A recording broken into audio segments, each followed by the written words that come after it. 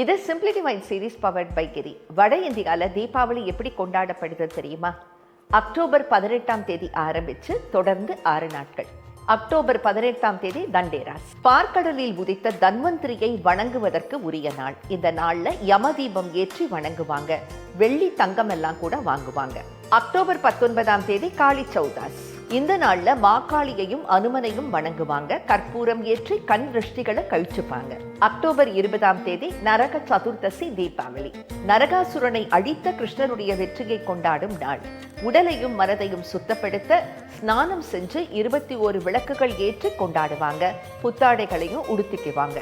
October 21ஆம் தேதி லக்ஷ்மி பூஜா. அன்று மகாலட்சுமி தாயாரையும் விநாயகரையும் வணங்கி செல்வம் மற்றும் மகிழ்ச்சிக்காக பிரார்த்தனை செய்வாங்க.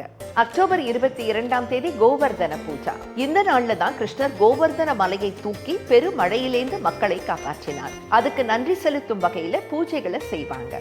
அக்டோபர் 23ஆம் தேதி பாய் தூஜ் சடங்கு. சகோதரிகள் சகோதரர்களின் ஆயுளுக்காகவும் நல்வாழ்க்கைக்காகவும் பிரார்த்தனை செய்யும் நாள்.